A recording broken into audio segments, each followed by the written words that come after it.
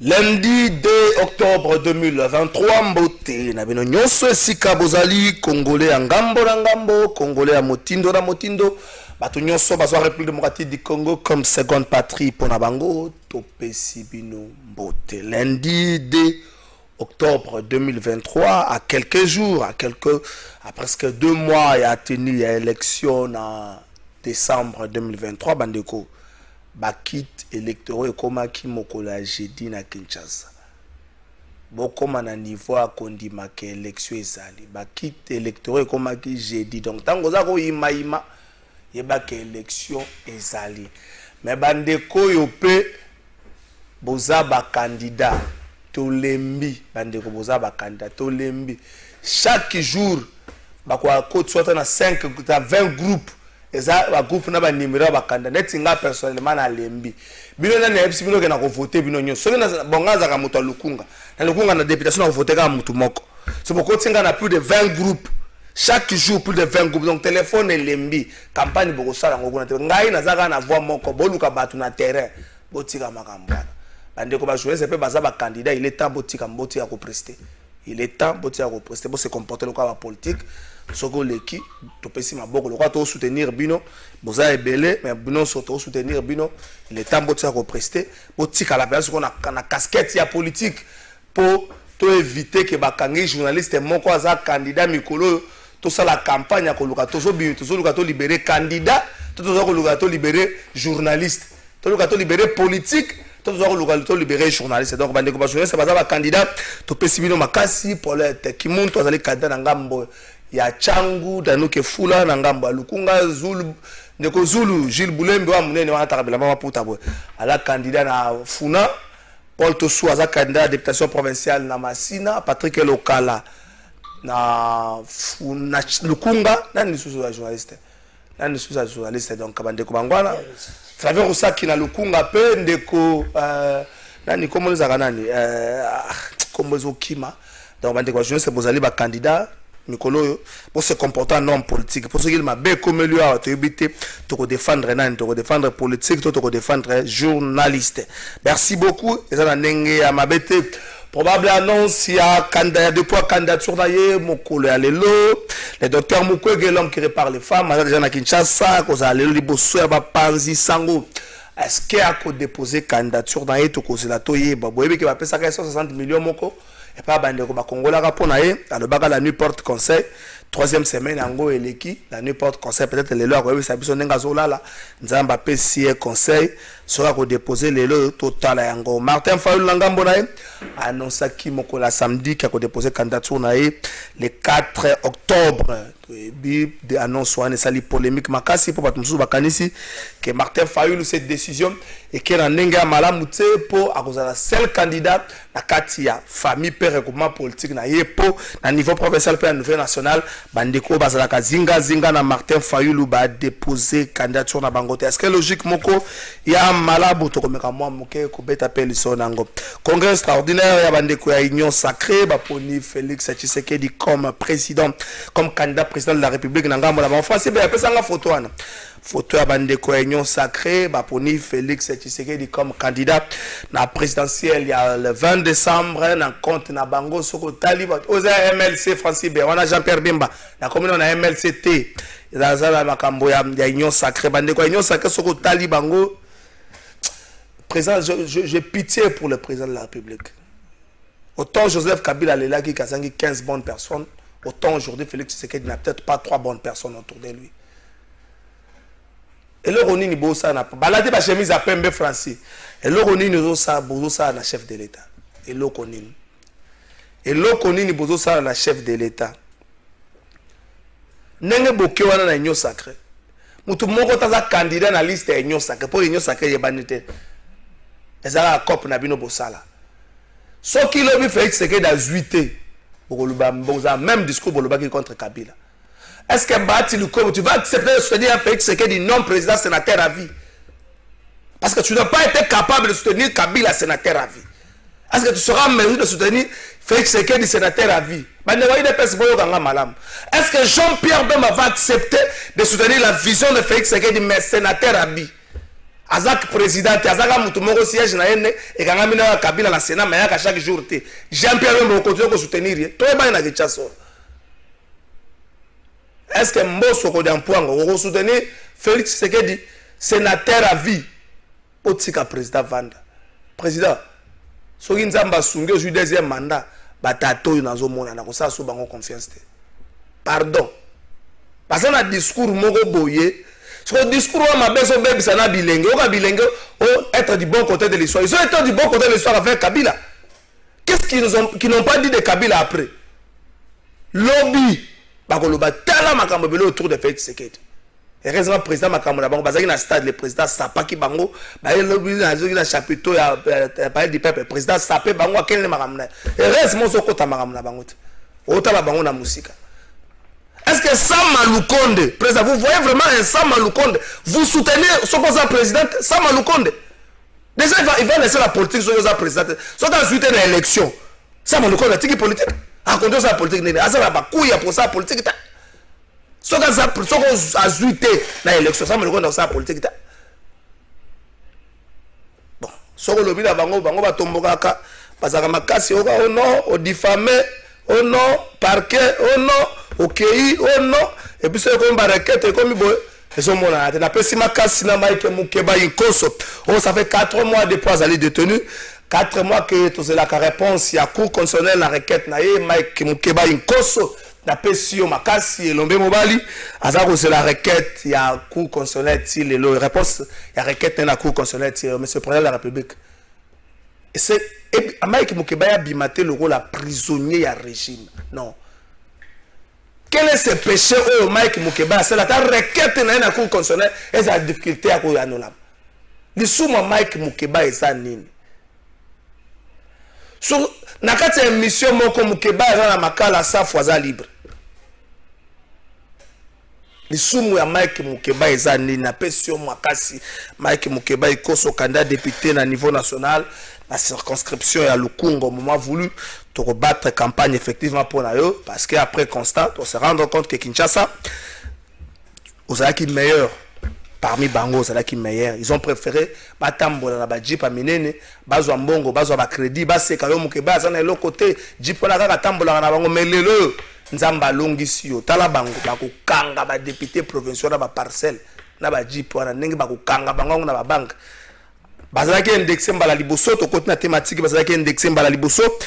Après ça c'est l'hôtel de ville comme indexé. Pourquoi les autorités à niveau national bazalaki la silencieuse plutôt face à cette gestion calamiteuse to meka mam ke kolobelango na émission na biso ya mokola lelo yo gouvernement de Warrior.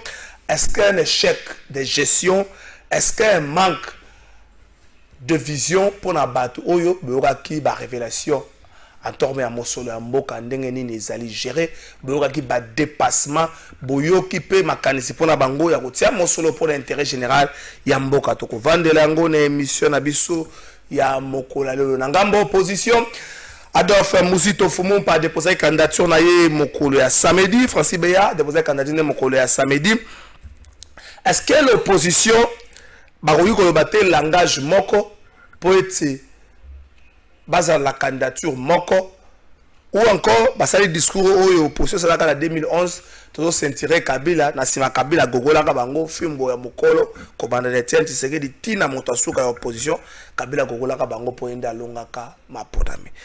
Est-ce que yangondo opposition lingazwa lelo en allant en ordre dispersé boy ni les a rassuré na bango victoire élection 2020 dans nous que 2023 plutôt dans nous que foula na pesi mbote oui mbote mona mboka trésor kala fay mbote pina ba ko débattre na zana bango da ko lelo kandenga na bana bito ko mesana tout ça on mesana na régime ba ndeko ya babonani ya ba raté bonane ça ga moko na ni na mesana kana mabete le mal reste mal même si ndaza ko sala ngo azali ndiko na yo il faut que tele melango parce que ça dit mabe bango apart mbote eloko bima pa na bango malamu za tango c'est lokuta etika ngana ke na mbango nano ba mama bisina ngana vanfu na yo ki parmi la introduction na yo etimbela moka wande ko kala vai na ko tika ngwele kate parce que ngai pe nazali candidat na lobi yango na tangi kombo na pa lobi awa ke ba journaliste ba compressé faut batika mais ba ministre bazali na ba mandataire juste bazali batikite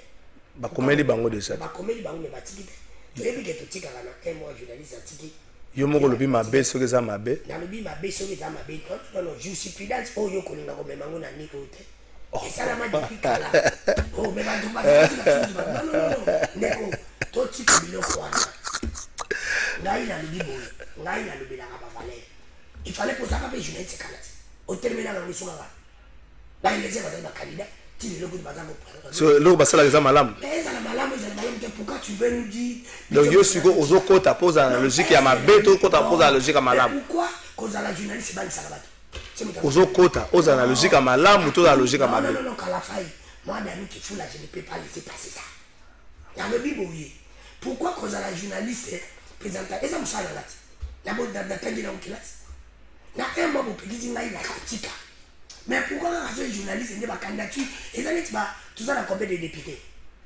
plus de 500 avocats par exemple tu as 500 ba député ba 500 la député par exemple combien ba médecin ça combien ba avocat par exemple combien la journaliste par exemple combien pourquoi on passe seulement des journalistes bon le bela peu ba médecin ba raté bon le bela peu ba avocat ba raté tout ce comme ça là dans les colonnes c'est pour te dire quand tu m'invites ici tu m'invites pas comme des journalistes tu m'as invité comme Dani. Tu m'as invité. T'es sûr sur la petite casquette à politique? Non, papa. La lobby bien. Tu m'invites ici comme Danou. Danou c'est un combo. Danou, tu m'invites ici comme Danou, un Congolais qui donne son opinion. Tu m'invites pas comme étant politique. Junior, c'est avocat. Et tu l'as invité comme avocat. Il est travaillé et vous allez comme ça. À vous allez la plateau. Oh. Merci Danou Gefoula. S'il vous plaît, s'il vous plaît. Non, quand la faille. Na plateau basi likakate likamuni ni siko bolo ba problème les amis. Aussi ba ndenge qui parle moto qui parle moto abando ba suspendre la lista aya na émission na area émission na era misala parce que parle moto dans l'opposition mais ba ba émission ya nani asala elle dans la plateau mais pourquoi on le laisse pourquoi deux poids deux mesures moi je ndai la télé la mal et mal reste mal la daki na ngana lingoli pour na émission que ngana za contacter la zo bakata patandani. C'est inadmissible. Même problème, qui va à la prison, même problème d'année, ça faisait banda aller Coco Cinéma. Si les hommes qui va à côté de ni requête, il a cours à de la bouteille de Zuko. Pourquoi et nous demandait aussi la libération et la mort à Moka. Ça, est-ce qu'il y a oh, les gravement malades, ils ont dit qu'on s'est engagé. Kokanga Mukebai, Kokanga Salomon, comment on a dit ça là pour la Makamutali Katumbi et l'exige. Ko bango banga katumbi bango bakomo banga katumbi pato mona tina nya uchwa koti nanda ho katumba tindi nya katumba tindi poko alors mazo bo sana ke ba candidat opposition ba dibeli pe o jije zaka mutu bokote mutu nyoso ezozai kana mbote ezozai kana mbote ezozai kana mbote lobi biscuit mulaibu wane ko msoki mapa oya zali candidat la opposition à lui seul peut battre les côtés parce qu'il a un bilan largement négatif. Il a travaillé, mais il a mal travaillé. Donc, comme on a phase, on a été journaliste, Maître Fall Mamba, on a payé Mbote pour la première fois dans l'émission. Maître Fall Mamba, Bandeko Bazaka Zinga Zinga, na mwana mboka Jean-Marc Kabound, où il a été condamné pour 7 ans. Pour 7 ans, tous là-bas qui est na appel, tous les basso qui va revoir en gros. Na seto na likolo po appel na Kinshasa da kaswat ba betuelo ka Vital Kamerhe 20 à 13 ans et puis zongi na libungu tulu soit ba matisio ba mami ki soki 10 ans Maître Fall na pesio mbote mwana mboka esengo ezomi biso kokutana na boka de oyo et na moni oyo ko pesa précision limba na biso ya liboso to zwa awa et na pesi ba téléspectateurs nyonso ba fidèles au balandaka émission bisika nyonso wali na pesi bino mbote na pesi bongo pe ba co-débatteur ya jour maître bakokila na ndeko ndanu na mo ndeko ndanu ba inja ko tomboka danu donc bino mbote na obosa na te Jean-Marc Kabund oyo azali otage politique ya monsieur Tshisekedi d'autant plus que Tshisekedi savait qu'en face de lui un Kabund comme candidat président de la République il allait les battre systématiquement. D'ailleurs, ndeko Tshisekedi aza na niveau ya Lubumbashi, il y a les seuls membres au ya IDPS Congo na Alain Mulumba au ya lobaka vérité. Tantôt nazali na plateau ya ndeko na bino moko avant na awa. Il me dit les seuls mutu ya IDPS au ti le lobaka vérité. Il m'écrit, il me dit tozo banga pour na élection. Les fiascos au chef de l'État sali na Katanga, c'est catastrophique. Abi fiasco au ya sali na Katanga, et ça catastrophique. Élection tout éviter. Et donc pour comprendre déjà d'entrée de jeu, élection Tshisekedi et Lumba Solo Pola. Merci beaucoup. Bonjour Trésor, nous avons des difficultés à écouter Danou Kefoula. Merci de revoir son micro. C'est Jerry Dounia. Babi micro à Danou Zamouam Kenase. Bazan difficulté à Koyoka. Francis Beyo Kingaya. Maître Junior Bakokela na Pessi Opembote. Bote Ndeko Trésor Karafa Ramazani, Materazi. Merci pour l'invitation dans Tongo Alelo na début de la semaine. Bote na débatteur cet avant-midi. Bote na cadre et membres, militants, ils ont fait la force de l'identité politique de l'ISO. Mbote na cadre, il y a regroupement politique Alliance et Action des droits Aïna Mokuse, eux quand même dans Mboka le Richard Mulumba. Nazo singa cadre républicain mais néanmoins na yo qui moi contre vérité le premier mais quand on a seconde partie, il va falloir un peu de comment il faut être sincère. Sur le téléphone aïe. T'as la combo ya Alain Mulumba wana ezate. C'est non imaginaire. Il a créé justement pour distiller du logo pour opinion ba gobe ba mona ketata mokonzi mboka sali fiasco or que le puta na ko yebisa na yeke regroupement politique aïe Alliance et Action pour l'état des droits ensemble avec l'union fait la force. Tout ça là qui carton plein lobby ba image ezali awa. To kopesa yango. Lui ba yamba ketata mokonzi mboka avec honneur. IFF à la qui que il est partout à travers la République. Tu as mis mokonzi mboka avec honneur lobby na Lubumbashi. Mais néanmoins, il va falloir dans le bélo comme tata mokonzambo katango moi biscuit à côté na pouvoir. À ça qui appelle la bande ko bazana diaspora pour que baya ko investir na mboka. Yango moni un Congolais sérieux. Ah yamba qui appelle tata mokonzamboka. Moi na mboka Ben Carlos Kabongo Yanda. Ya yamba qui appelle la mokonzamboka pambate azana carnet d'adresse. Derrière lui, ba américain, ezali soloté, bazaliawa, ba investisseur, s'il vous plaît. Ba investisseur américain bazaliawa. Sud-Africain Bazali et tant d'autres. Yango aye na Congo pour investir, ayambi appelle à Mokonzi Mboka. Na yango na cellule ya climat de bonnes affaires à Mokonzi Mboka et zo senga mande koloko ba Ben Carlos Kabongo Yanda.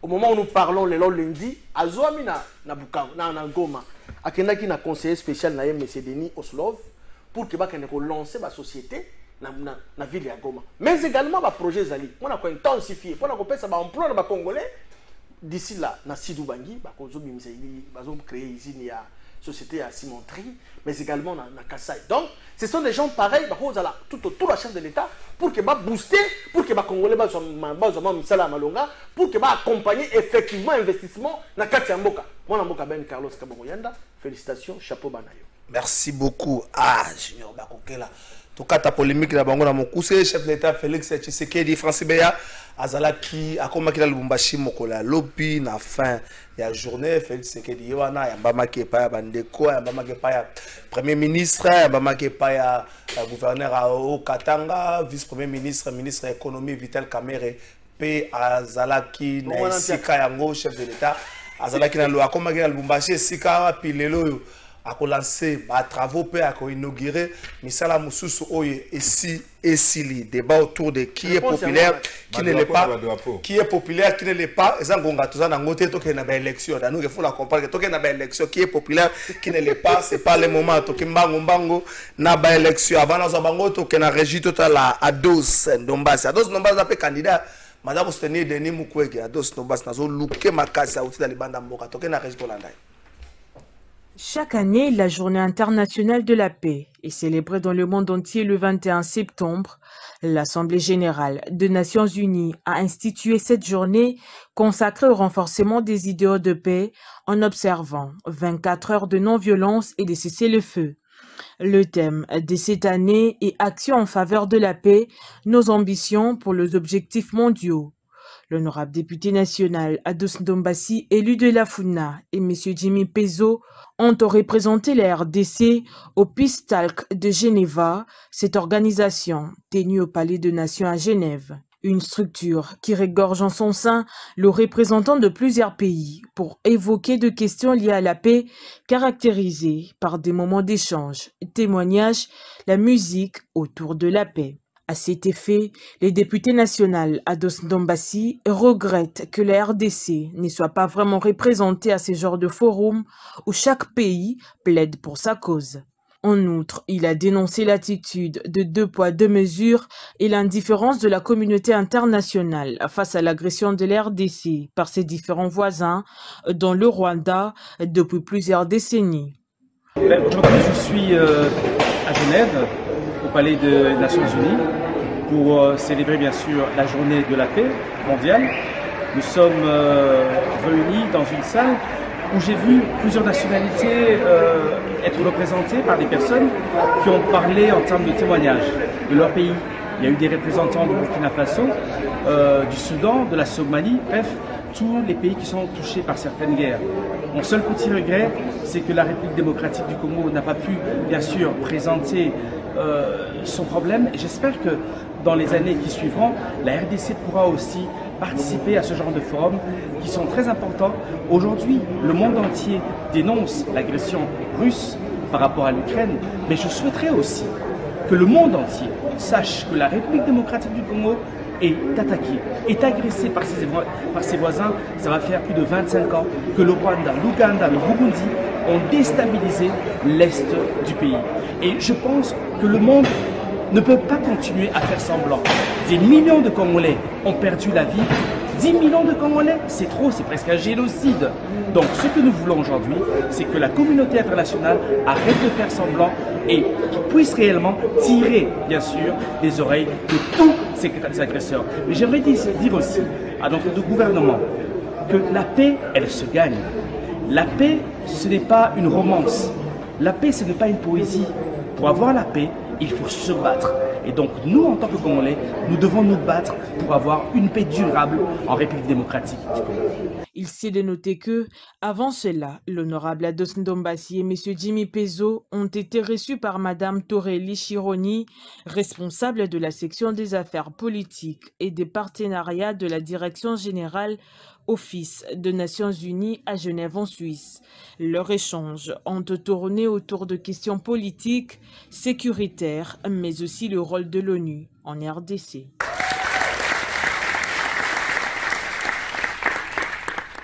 Merci beaucoup à Nezalaki Ndeko Ados Ndombassi. Nous espérons bien dans nous que Foula, l'autorité au niveau national, silencieuse face à la crise au niveau de la ville-province à Kinshasa.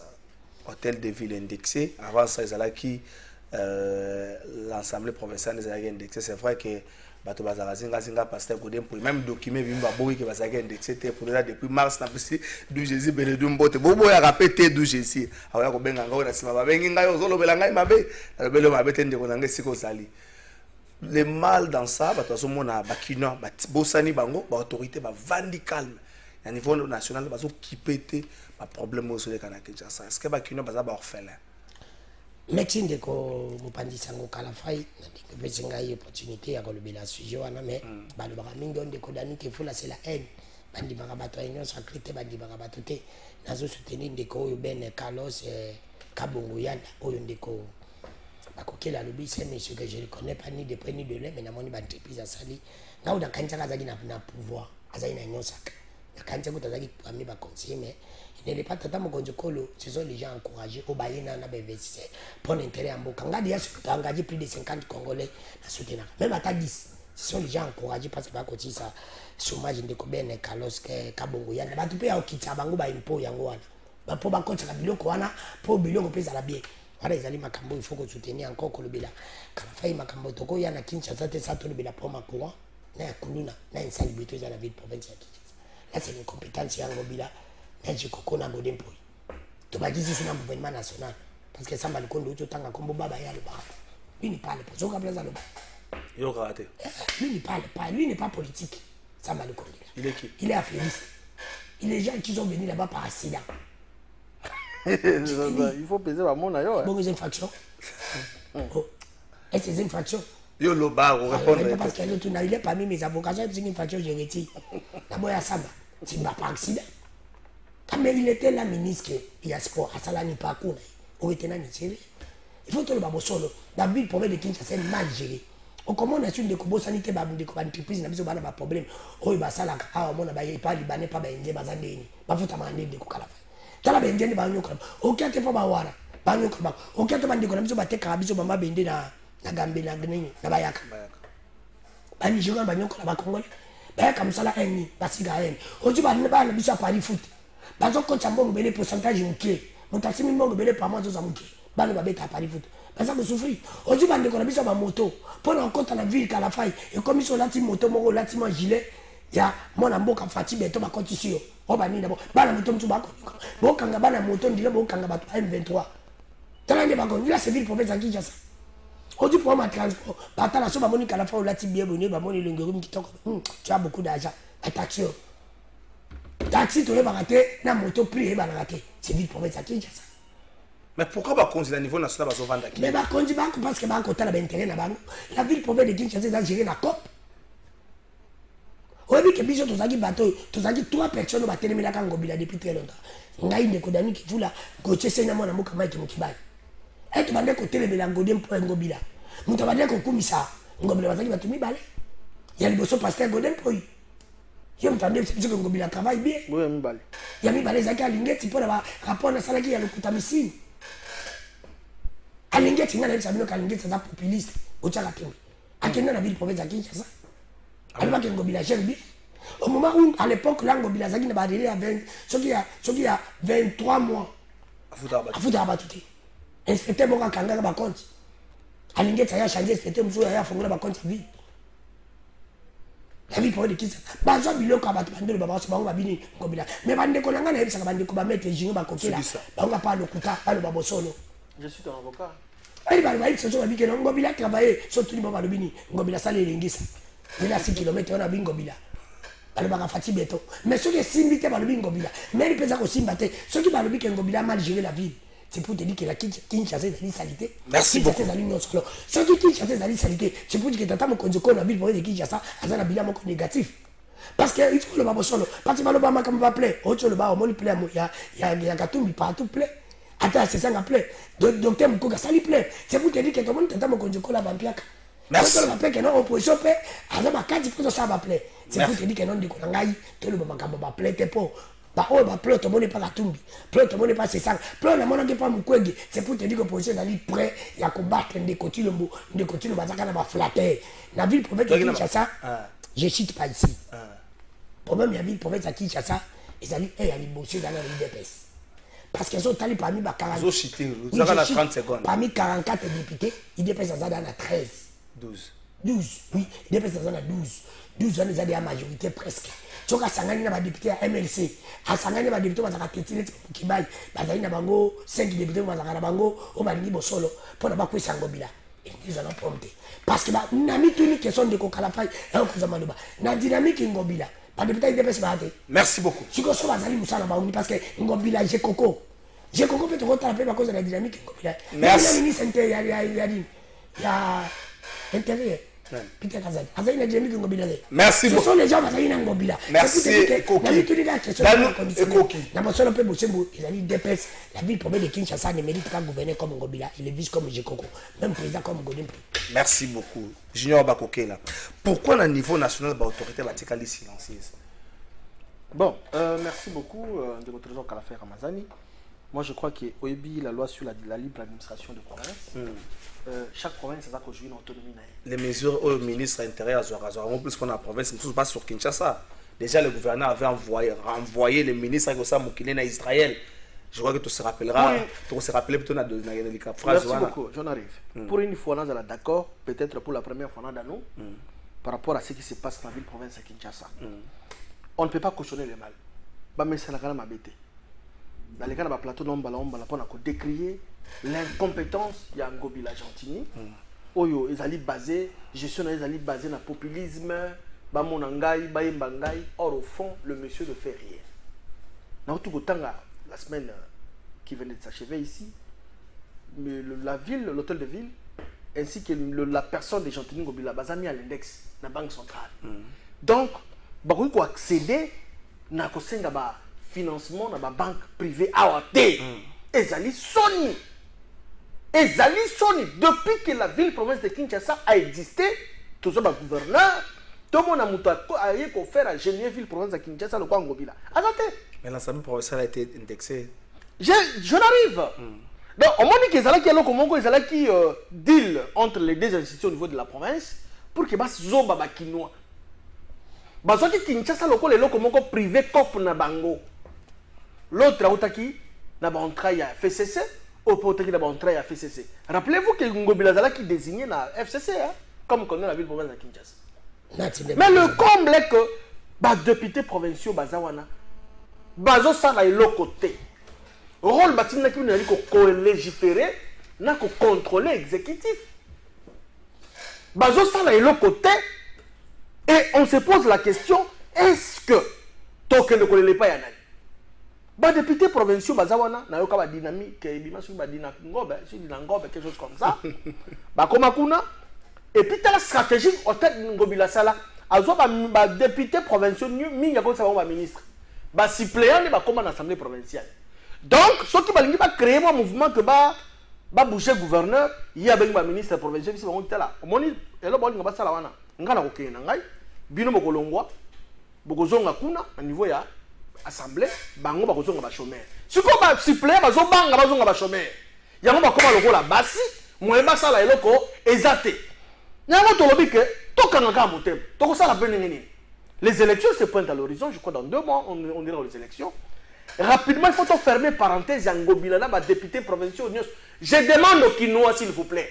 Na so para moi na moko za l'Assemblée provinciale na bureau wala so ki nani Ngobila so ki président ba moko nani l'Assemblée provinciale. Ce qui est lobby, il y a des gens qui ont communiqué dans le donc on se pose la question. Moi, je suis dans le bureau de l'Assemblée provinciale. Comment on a évité? Je ne m'occupe pas de son nom là. Dans ce moment-là, ce qui est président a commis un loco, il y a un contredire. La conférence de président qui boitait. Parce qu'il semblerait qu'il y a des membres, il y a partis politiques qui sont en Ngobila. Je me pose la question, est-ce que tu as une bonne politique spectaculaire ou bien pour qu'on résoudre le problème bakinois? Pour qu'on résoudre le problème bakinois, vraiment, la ville province de Kinshasa a la limite. Vraiment, c'est cela que nous demandons.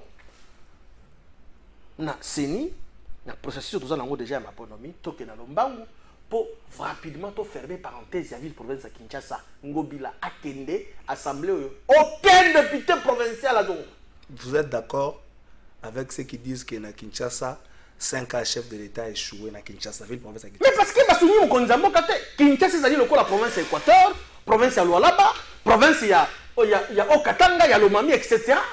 Et ça fait que non. Baza qu'on joue la même prérogative, même avantage et tout. Au contraire, Baza en Kinshasa qu'on percevoir la taxe belé. Merci beaucoup. Mais moi, on est ça la canini.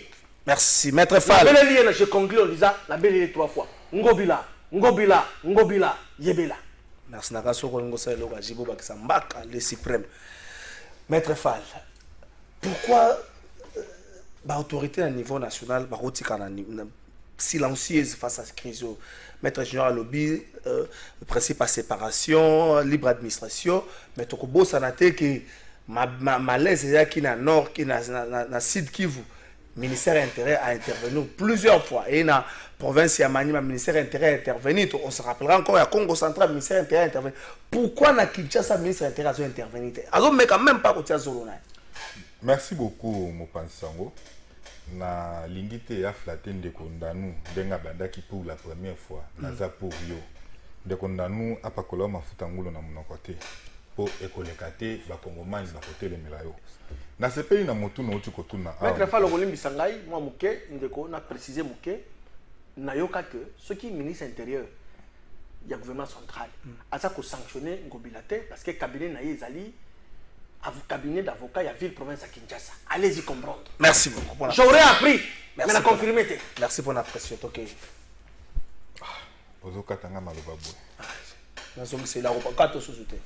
Mais, na moni na ce pays la question autour il paraîtrait bilan il y a monsieur Tshisekedi dans la ville province ya Kinshasa a échoué. Na lingo katelanga parti wana.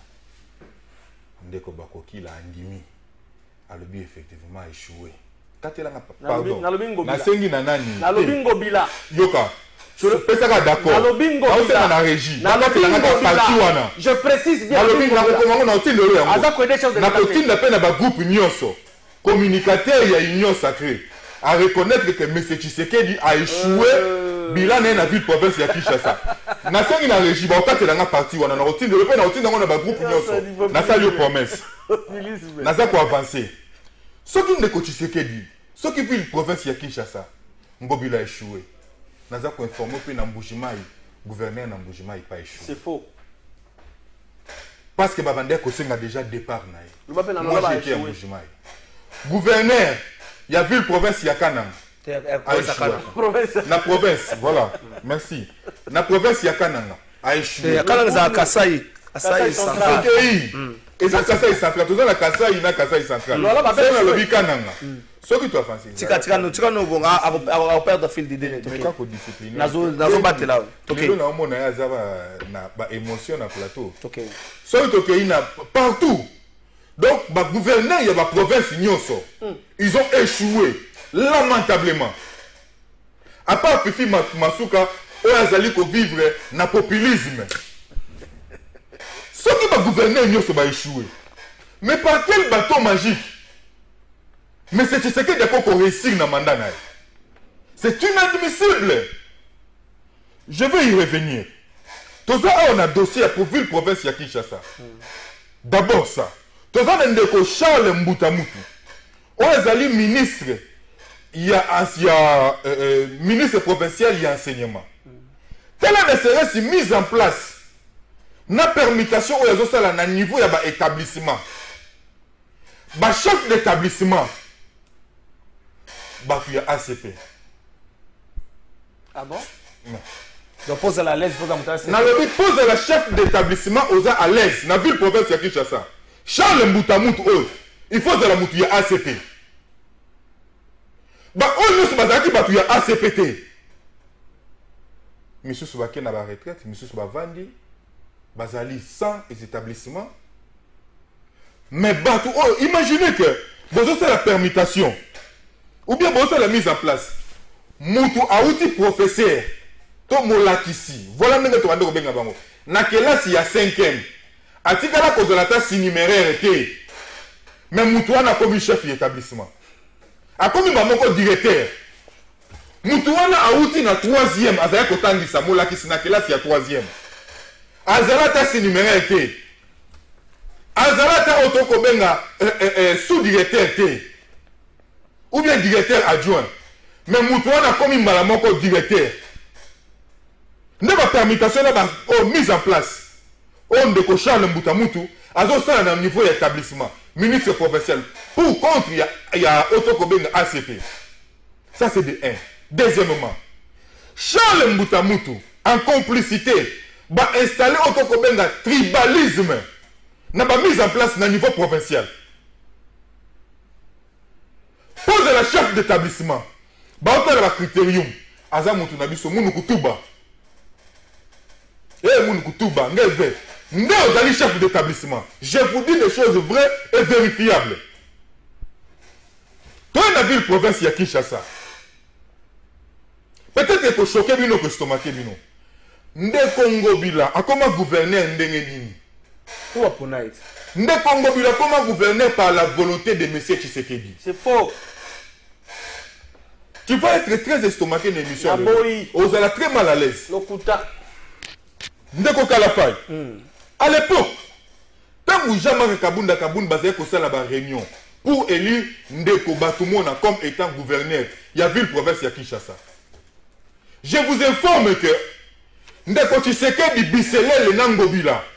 Basé pour ça la réunion pour Nangobila, aya le gouverneur, il y a ville province à Kinshasa. Il faut le prouver. Acteur Nkumbi probation. Tu es juriste. Ndeko Kalafay. Mbamo Ngobila ça la campagne de la ville province à Kinshasa. Et où t'as la fait cesser. Et où t'as côté Ndeko Tshisekedi? Ce qui moi n'engage pas que Koko Takunate, Muzindo zoko ezali bulu okozinda keba. Ça veut dire quoi? Ndeko bakokila kozala très mal à l'aise l'émission lelo.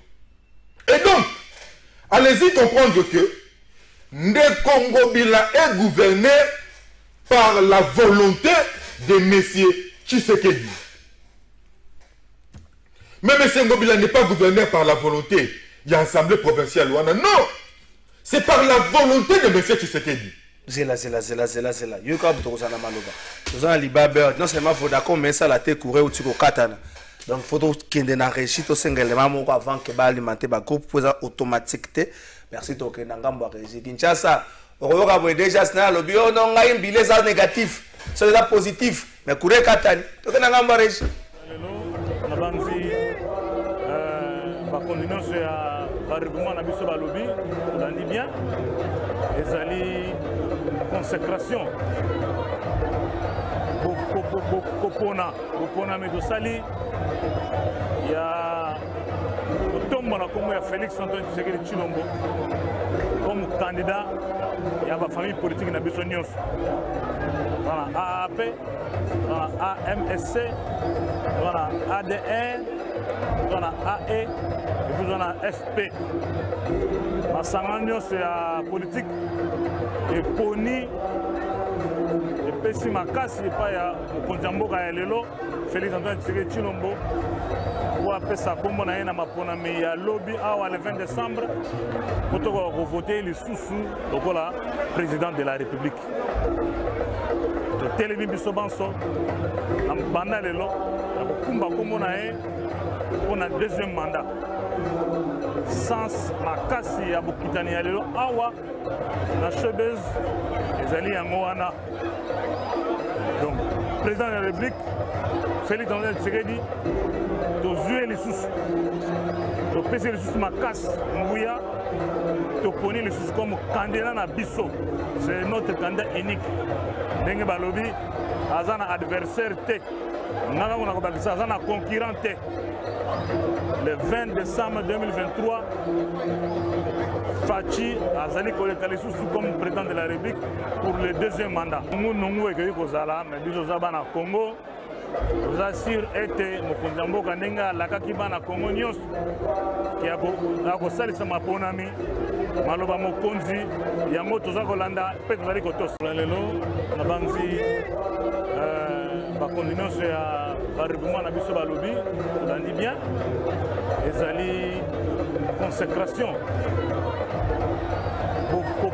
kopona medosali ya Otombo na kombo ya Félix Antoine Tshisekedi Tshilombo comme candidat ya ba famille politique na biso nyonso.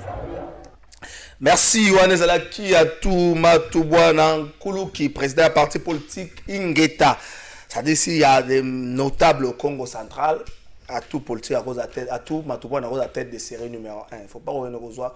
On a campagne chef d'État pour que soit moko pas toni si ba pano mikolo Kinshasa na Congo central oh pourquoi vous avez un cabinet oh ça peut notable ah et au mona on a union sacré ba chebo ça malukon de leader ah na président ma union sacré ça malukon de leader même les mots là étaient étonnés de ko falo zaki na maloba tu na 1 minute au sukisa juste la perception climatisation quand il y a ba minute na ngai pour makam na zolo ba isaïe ko déranger au moni sinel ba bouger na courant. Je disais ceci. Ndeko Ngobila est gouverné par la volonté personnelle de messieurs Tshisekedi. Et puis Ngobila gère la ville-province de Kinshasa selon la vision de messieurs Tshisekedi. Ce côté n'a pas géré la ville-province de Kinshasa, n'a pas messieurs Tshisekedi a géré la République et ça lui copie-coller. Et ça lui copie-coller. Tu as qu'on dissocier à moté. Ville-province de Kinshasa, et ça lui endetté. Na hauteur il y a 150 millions de dollars. Quelle escroquerie à ciel ouvert. Et ça dit prêt copie-coller dans mon arabe. Haute sanité. Les gens qui ont eu des personnes, ceux qui ont eu le docteur Mouké Gatier candidature, ceux qui ont été à Pocha, ils ont parti mon côté et c'est la bâtiment qui a bloqué la IDPS dans beaucoup. Au monde, il y a une nationalité. Déjà que docteur Mukwege a congolais. Merci beaucoup. T'as vu que la fou la comme pas là. Ça va Rosonga si tu le veux. Mais est-ce que l'opposition est distraite dans Ngongao? Pour nous à l'ordre dispersé, la contre opposition déjà Matata a déposé qui, Moussito a déposé qui, c'est Sanga Katumbi Fayoulou va déposer cette semaine. Ce qui docteur Moukoya Koya, tu comptes bango soka la semaine. Est-ce que l'opposition est distraite parce que dans l'ordre dispersé? Non, ndeko Kalafai na ko zunga na répondre mutuna na pena sala to l'étage na Lumbako parce que ta l'étage est belé. Réponse on a été dire non, c'est faux parce que Kabila azaki na bato nyonso, azaki na Bachi Likwebo, azaki na Mbengele, beba Shua. Azaki na tout le monde bazana nyonso ati lelo. Bazai pa Kabila. Ndeko tino bazai ka ye na Kamere, bali ka ndi. Eza le kuta le ngola hypothèse on a dit le kuta misine. C'est pour te dire que non, pourquoi Kabila avait échoué? Parce qu'il avait un bilan, il avait travaillé, mais il avait mal travaillé. Pourquoi Ndeko Tshilombo va échouer? Parce qu'il a travaillé, il a mal travaillé.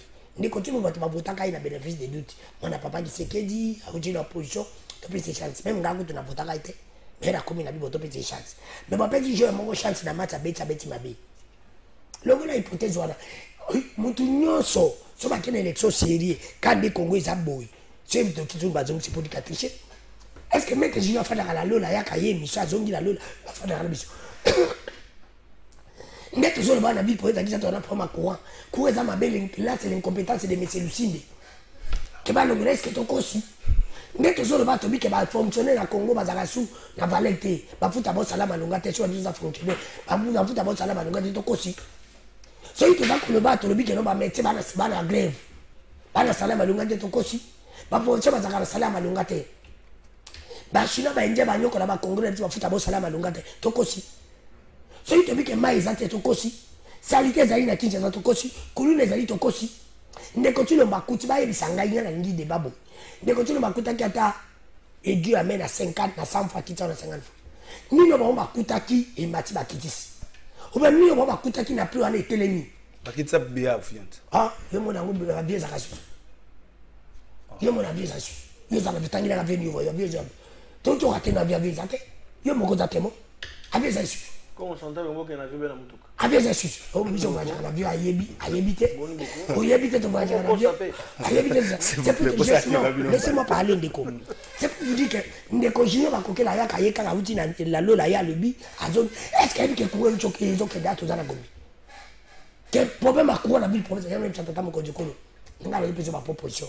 Et ça, le comme sous salaire Congola mona qui bêta de c'était na garantie locative 3 mois wana pe palingi bêta c'était le ngola le de délissage ici là pour te ba mo ya délissage au titao bongi ça salaire ba soda ba policier ba fonctionnaire merci na ba métier ko ça na malade parce que je cite pas ici quand je vous avais dit à l'époque que Ndeko Tshilombo va échouer vous avez douté maintenant vous dites na monoko na ngate na monoko ya vice-président ya ba communicateur ya union sacrée Maître Junior ba kokela qui est mon avocat.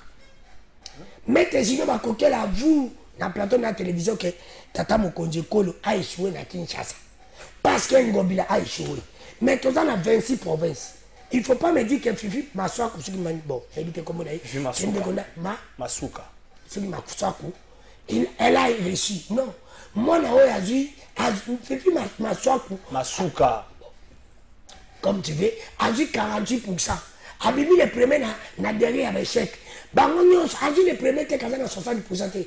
A dit le premier à 48%. Merci. C'est pour te dire que pour dans la vie na par exemple na province dans la richesse mine yango asali. Mais surtout tu na 26 provinces. Yebisangai 6 provinces bato ba échoué. Et pas na mainde mogi tabo la échoué. So que na Congo central, celui-là qui est encore Gimbadu. Un incompétent il a échoué, tu le connais bien. To ya bango bila échoué. To que na kananga tazali ngano na kananga. Omonaki merci. Tu peux gouverner nyonso dans 26 provinces ba échoué. Ce qu'on Ndeko Tshilombo à cause d'Andel parce que qui représente le Tata Mokonzi Kolo ba province. C'est le gouverneur. Merci Danou Kefoula. Il avoue que Tata Mokonzi Kolo a échoué Ndeko Tshilombo. Oui effectivement na Kinshasa ils ont échoué parce que ils ont laissé Ngobila dans Nzela Elenge 6 km plus de 22 millions et bimi de laisser la terre. Là aussi c'est l'incompétence. Merci Danou Kefoula. Danou.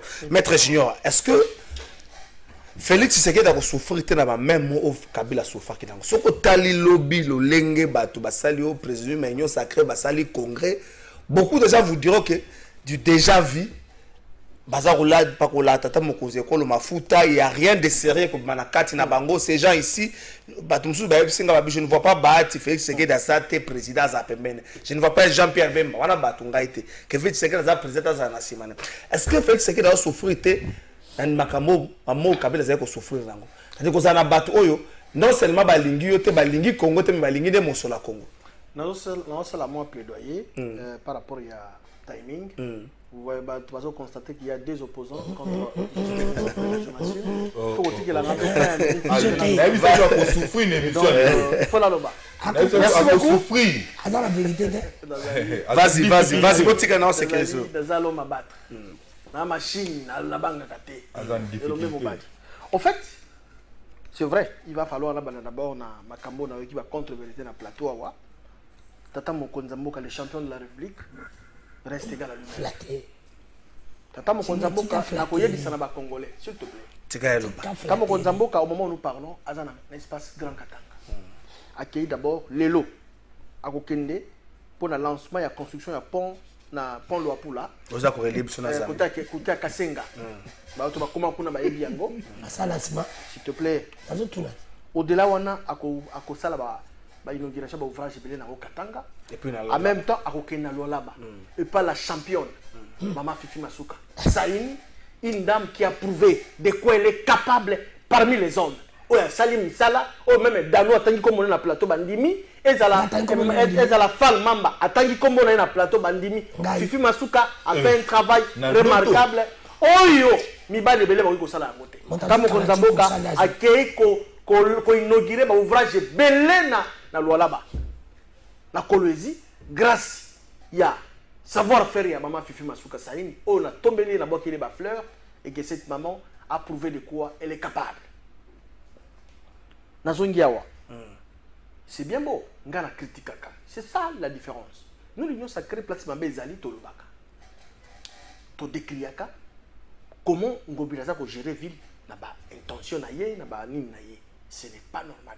Tolingi politique populisme était aussi ba jeune fille balati o alati lettre A G Gentil Ningo Bila atanda mi mulongo. On est ça spectacle. On est ce sont des politiques spectaculaires. On est ça populisme tolingi ngote. Tolingi passer na acte. On résout des problèmes avec Kinoa. Insécurité na Kinshasa kuluna ekita. Bakino bazwa bazala mo bazala bana malonga. Dans que fou la soki ala la muki atangi déjà snelté akoyo match ateko si la été. Délissage silité. Na ebisa yelo komoko. C'est vrai tout ça na Gombe. Snel les alliés une entreprise étatique de l'État. Chaque motomontaza ko jouer rôle na ye. Ici, ils ont la compétence ya ba service bazali. C'est vrai. Nous reconnaissons qu'il y a beaucoup à faire dans SNEL. Le site dans qui Snel place nini, à ça que nous place nini, tout comme place nini. Na ko informer na ye que na Kinshasa actuellement tout ça ko vivre chaque jour na ba remplacement ba transformateur. Na ko informer pe na danu ke fula que comment il y a ba transformateur et belé salmi dia na Turquie zo comment pour que courant ya Kinshasa ba kinomba zo courant ya malonga. Il faut qu'on y ait yango. Et ça va fort. Vision ça dit Tata Mokonzamboka. Oh Lucie n'est qu'un instrument pour réaliser, pour concrétiser vision chef de l'État. En quoi qu'on s'acharne, qu'on s'acharne la Lucie.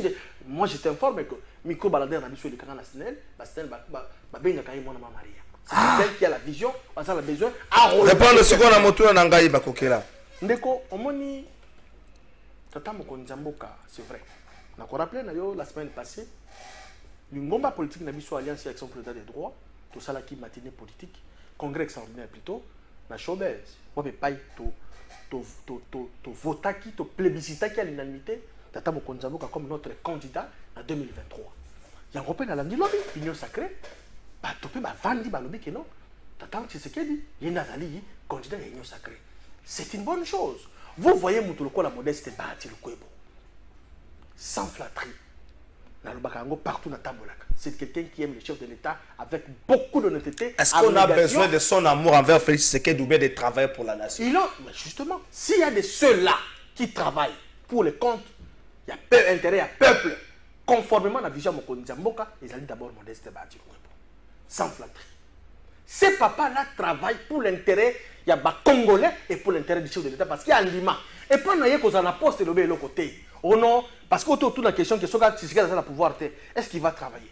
Tous il attend autant, mais par le fait qu'il n'a pas trahi. Souvenez-vous de l'histoire malheureuse, il y a FCC. FCC ni mabengana ka Modeste Bahati parce que ezalaki des droits azala na place azalaki par rapport à poids politique na ye ba tie motema mabe ba tie libanda si c'est que na bi valeur na ye azui lui papa ya to sala bonne intérêt peuple congolais il est en train de le faire proprement selon vision Mokonzi Mboka où est le mal. Merci. Moi je ne vois pas comme au trahit il ne le fera pas et ça la base n'a été s'il y a un Congolais qui est fidèle qui va rester dans l'institution, en dehors de l'institution, quand la fidèle, c'est Modeste Bahati. Merci beaucoup. Là, il faut parler. jamais fait l'opposition. S'il vous plaît, Danouké. Bonjour, de votre trésor. Tolingito a alerté Bino Presse pour la délige en gestation dans la province Yakouilou. Gouverneur a été 40 000 hectares de terre dans la compagnie allemande de Cap. Oyo Balingi déjà va déloger 33 villages et plus de 25 fermes.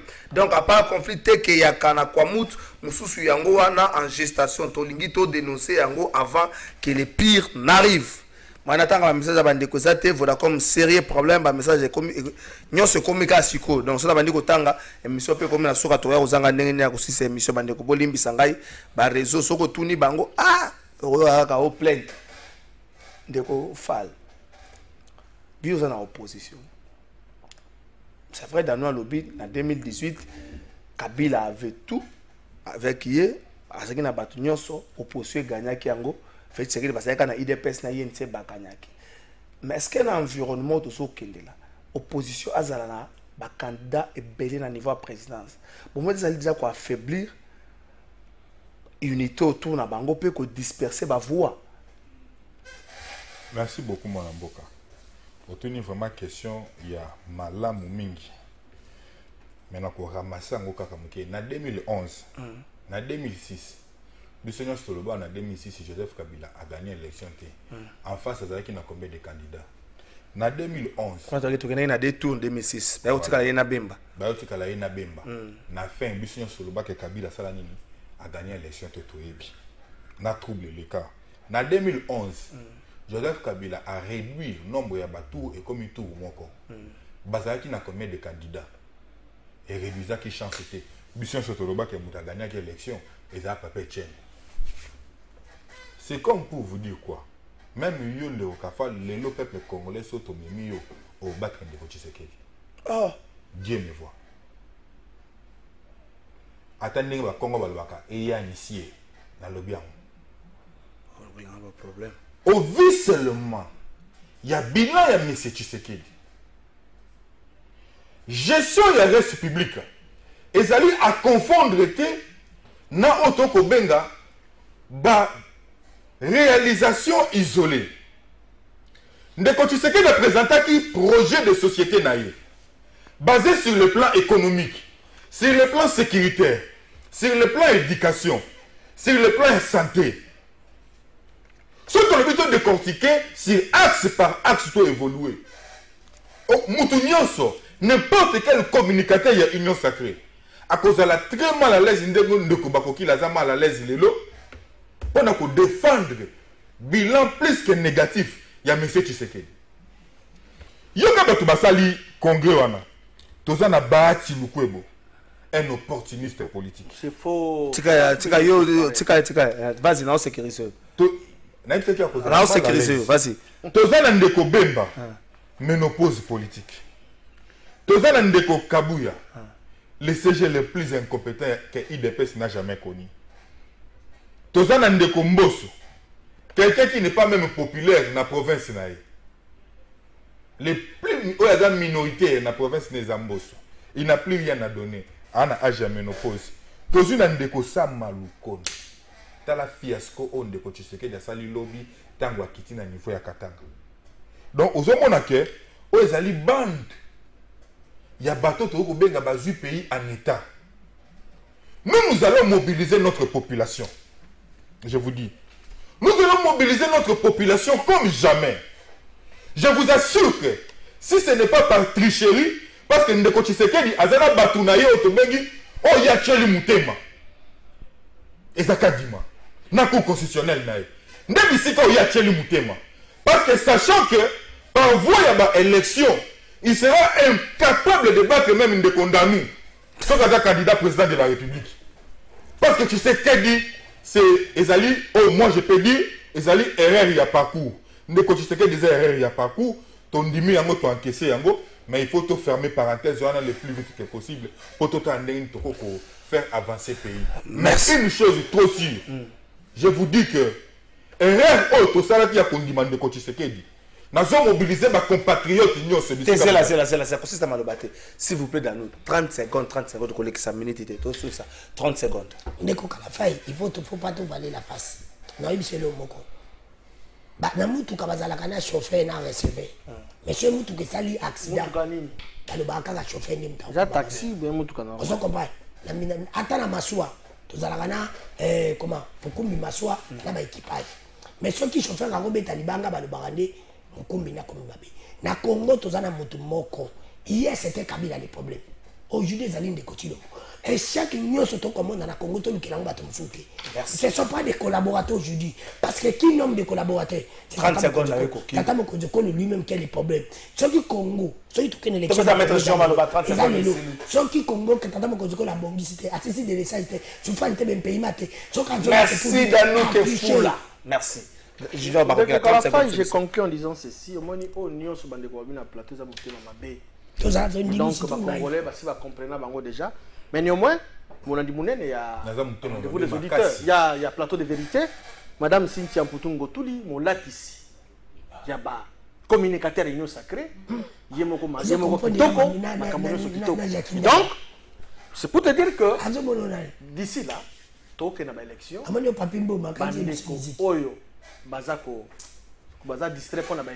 Merci. Merci. Maître Falsokissa, 30 secondes. Dans le Biboye, Bisso, Tozali, fidélité et puis Toza toujours une alliance pour les changements. Bande de Cognos, alliance pour les changements, Bissika Bozali, na tombe Bino Mokakoswa.